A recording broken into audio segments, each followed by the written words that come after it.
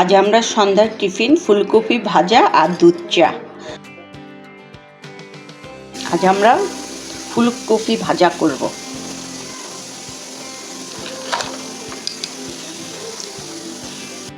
তার জন্য এগুলি সব পিস পিস করে নেব।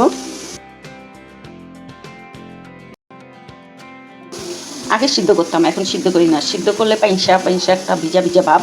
আমি শুধু লবণ জল দিয়ে ভিজিয়ে রাখি, এতটুকুই লাগবে। এখন আমি ধুয়ে লবণ দিয়ে ভিজিয়ে রাখবো। এখন একটু ভিজিয়ে রাখবো, পরে যখন ভাজতে যাব তখন আবার একটু ধুয়ে নেব। এখন এভাবে ঢেকে রাখবো। এখন আমরা 1 কাপ বেসন দেব, চিনি দিলাম আধা চামচ, হাফ চামচ মরিচের গুঁড়ো, সামান্য একটু হলুদের গুঁড়ো, লবণ দেব সামান্য, বেকিং পাউডার দেব 4 ভাগের 1 ভাগ, সামান্য একটু ধনে গুঁড়ো আর একটু জিরে গুঁড়ো। এখন আমরা এটা জল দিয়ে গুলে নেব।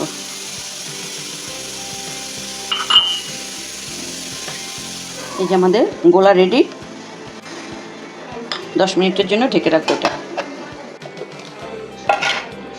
এই যে আমাদের ফুলকপিটা মজে আসছে, অনেক মজে গেছে। এটা আমরা একটু ধুয়ে নেব। যে ধুয়ে নিয়েছি, এখন আমরা এই যে পিঠালিতে দেব। এভাবে এভাবে করে সব এক এক করে তেলে ছাড়বো। হাত দিয়ে দিতে হবে।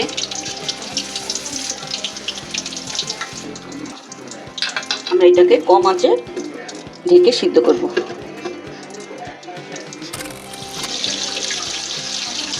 যারা আমার মতন এরকম কাঁচাটারে ভেজে খেতে চান, এটা খেয়ে বুঝবেন এটা স্বাদ আলাদা, আর সিদ্ধ করে ভেজে খেতে আলাদা স্বাদ। এটা হলো কটকট কটকট একটা ভাব আছে, কিন্তু আর সিদ্ধ করে খেলে একটু ভিজা ভিজা, এটাই আর কিছু না।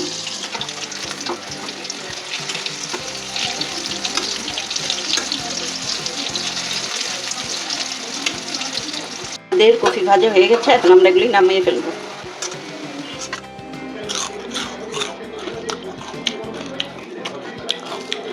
চায়ের সাথে ফুলকপি ভাজাটা অনেক মজা লাগে। আমি একটু মশলা দিয়ে নিয়েছি, এটা খালি সস দিয়েও খেতে ভালো লাগে।